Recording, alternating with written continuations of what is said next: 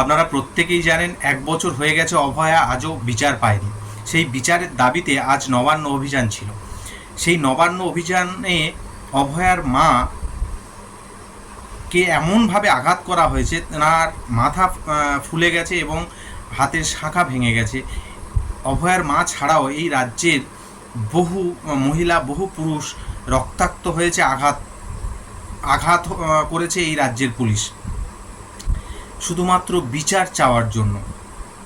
যেখানে এই সরকার মিথ্যে একটা ন্যারেটিভ তৈরি করার চেষ্টা করেছিল যে তারা এমন ভাব দেখাচ্ছিল যে এই বাঙালিকে কত ভালোবাসে, এই বাংলা ভাষাকে কত ভালোবাসে।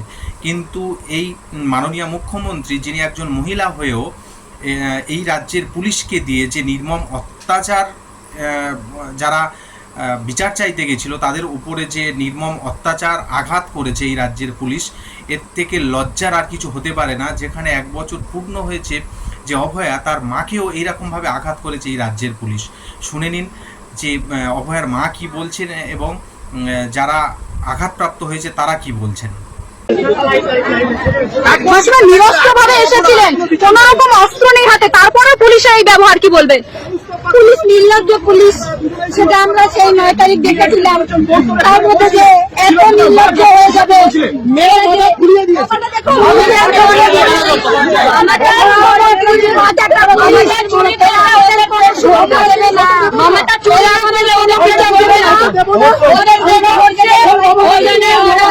আপনি তো আহত হয়েছেন, এই অবস্থায় যাবেন নবান্ন পর্যন্ত?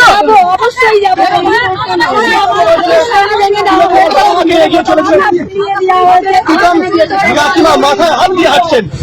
আমার কি মনে হয়, এ যেমন ডাইনি মুখ্যমন্ত্রী নববছরের মেয়ে থেকে ছাড়ে না।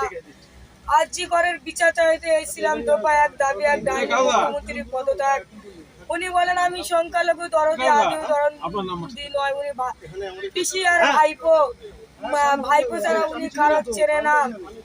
পিসি আছে, ছেলে নেয়, আর ভাইপো আছে, মা নেয়, আর ভাতা আছে, চাকরি শিক্ষা নেয়, আর ধর্ষণকারী হামলা খুন আছে, প্রশাসনিক বিচার নাই।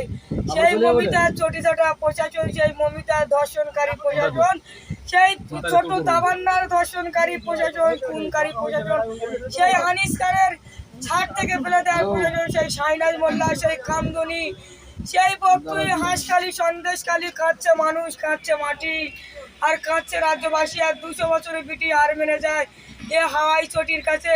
কয়লা খেলো, গরু খেলে নদীর বালি, আর বউ মেয়েদের সার দিল না বলছে সন্দেশখালী। এই মুখ্যমন্ত্রীকে একে অবিলম্ব পদত্যাগের দাবিতে একই আন্দোলন, বৃহত্তম আন্দোলন করব।